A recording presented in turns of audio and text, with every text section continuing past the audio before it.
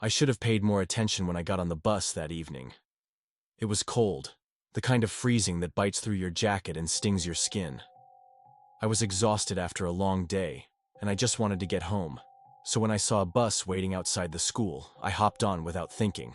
I barely glanced at the driver. He was an older guy, wearing a hat that shadowed most of his face. He didn't greet me, didn't even acknowledge me. But at the time, I didn't care. I just found an empty seat near the middle, put my headphones in, and leaned against the cold window. It took me a few minutes to realize something was off. The usual chatter of students was missing. Normally, the bus was noisy kids messing around, someone playing music too loud on their phone, a few people talking about homework. But this bus was silent. Too silent. I pulled out my headphones and glanced around. The other students sat stiffly in their seats, facing forward. No one was talking. No one was even looking at their phones. It was weird. The driver pulled away from the school, and I looked out the window, expecting to see familiar streets. But we turned in the wrong direction. I frowned. Maybe he was taking a different route. I pulled my phone out to check the time. No signal. That was strange. My school wasn't out in the middle of nowhere. There was no reason I shouldn't have service. Something about the whole situation made my skin crawl. I shifted uncomfortably in my seat and turned to the girl next to me. She was staring straight ahead, her hands folded neatly in her lap. "Hey," I whispered. "Do you know where we're going?" She didn't react. Not even a blink. My chest tightened. I looked around again. Everyone sat perfectly still, eyes forward, hands on their laps. No one moved. No one blinked. The bus kept driving. The streets outside were getting darker, unfamiliar. I didn't recognize any of the buildings. The houses were old, the streetlights dim. My breath came faster. "Hey," I tried again, louder this time. "Where are we going?" Silence. I stood up. The driver's eyes flicked up to the mirror, meeting mine for the first time. His eyes weren't right. They were too dark, like empty sockets, like they weren't really eyes at all. I stumbled back into my seat, heart hammering. The bus kept going, farther and farther from anything I knew. I looked out the window again, but now, there were no streets, no houses, just darkness stretching out endlessly. Panic clawed up my throat. "Stop the bus!" I yelled. No one moved. I ran to the front, grabbing the metal pole near the driver. "Let me off." He didn't answer. He didn't even look at me. His hands gripped the wheel tightly, knuckles pale. The road ahead wasn't a road anymore, just an endless black void. I turned back. The students were still sitting, still staring forward. But now their faces looked different. Their skin was too pale, their eyes sunken. Like they'd been there for a long time. Too long. I did the only thing I could think of. I reached for the door lever and yanked it. The door didn't budge. Desperate, I pounded on the windows. "Help! Let me out!" No one outside, no buildings, no sky, just darkness. I turned back to the driver, but he was gone. The seat was empty. The wheel was turning on its own. The students slowly turned their heads toward me, their faces expressionless, their eyes hollow. And then, all at once, they smiled. That was the last thing I saw before everything went black. I woke up the next morning, lying in the school parking lot, my backpack beside me. The bus was gone. The students were gone. No one remembered seeing me get on the bus. No one knew what I was talking about. But I know what happened.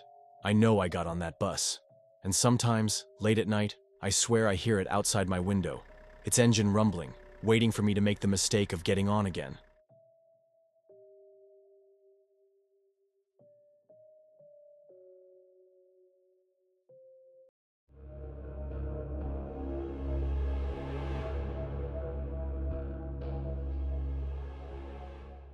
I never thought much about school lockdown drills. We had them every few months, hide in a corner, stay quiet, lights off. It was routine, annoying even. But on a freezing January afternoon, I learned what real fear felt like. It started like any other drill. The intercom crackled, and our principal's voice came through. "Students and staff, we are in a lockdown. This is not a drill. A few kids laughed at first, but our teacher's face turned pale. "Get to the corner. Now." The tension in her voice shut everyone up. We scrambled to the back of the room, huddling behind desks. She locked the door, turned off the lights, and drew the blinds. Then we waited. At first, everything was still. Just the sound of our breathing, heavy and uneven. My best friend Mark sat next to me, his leg bouncing. "Probably just some crazy parent or something," he whispered. I nodded, but my hands were sweating. Then we heard the footsteps. Slow, deliberate. Coming down the hall. Not rushing like a teacher checking rooms. Not panicked like someone running for safety. Just walking. A shadow passed under the door crack. Someone was out there. My teacher held her breath, pressing a finger to her lips. The footsteps stopped right outside our room. Then, the doorknob turned. It was locked. But whoever was out there didn't leave. They just stood there, hand on the knob.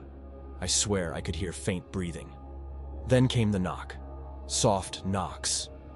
This wasn't a cop. A cop wouldn't knock. Someone gasped.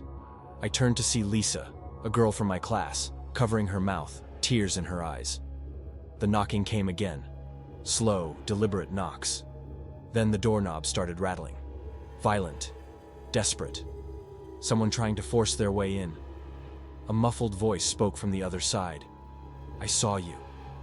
I bit down on my lip so hard I tasted blood. No one moved. After what felt like forever, the rattling stopped. The shadow under the door shifted, then footsteps again. Walking away. We didn't move, even after the silence stretched on. It took nearly an hour before we heard the police announce themselves. When they finally unlocked the door, I almost collapsed. They never found out who it was.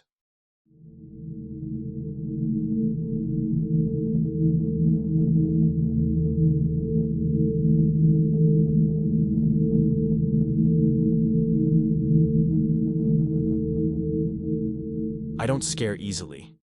I grew up with two older brothers who made it their life's mission to make me jump, scream, or cry.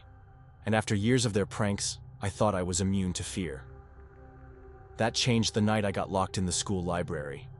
It was a Thursday and I had a paper due the next morning. The library stayed open an hour after school, so I figured I'd knock it out there. By the time I looked up from my laptop, the place was empty. I checked the time, 6:55 p.m., 5 minutes until closing. The librarian, Mrs. Hughes, was nowhere to be seen, but her office light was still on.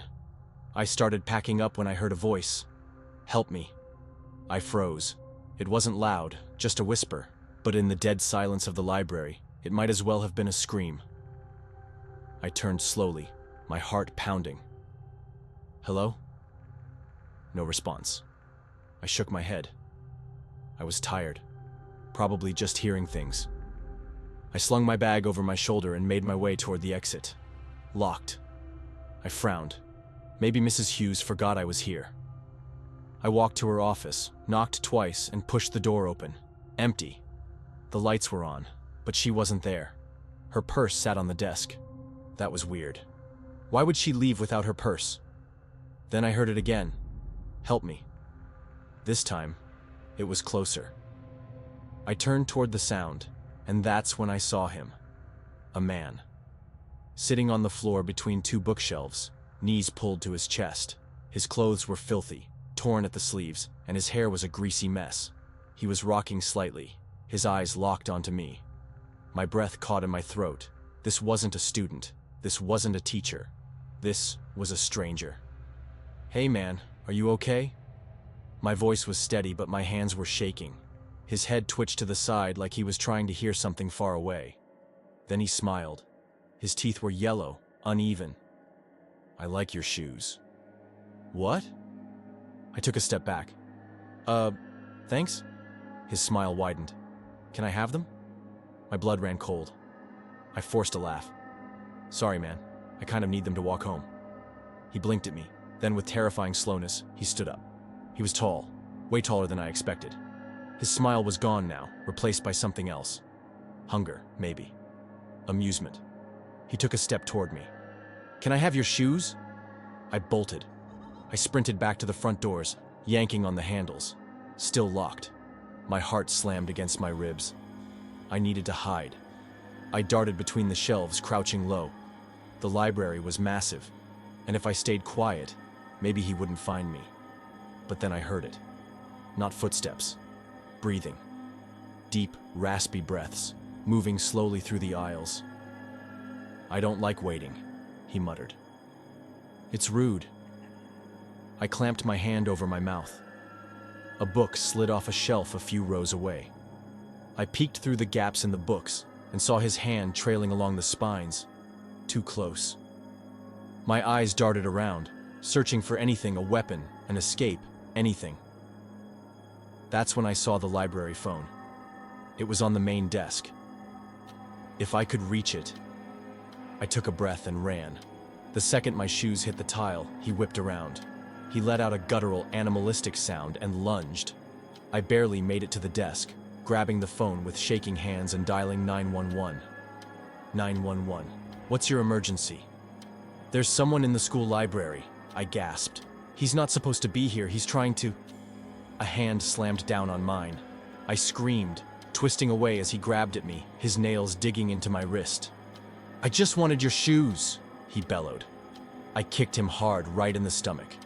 He stumbled back just enough for me to yank free. And that's when the sirens wailed outside. He froze. Blue and red lights flashed through the windows. He turned and bolted, disappearing between the shelves. Moments later, the front doors were forced open, and 2 officers rushed in. They found him trying to squeeze through an air vent in the back of the library.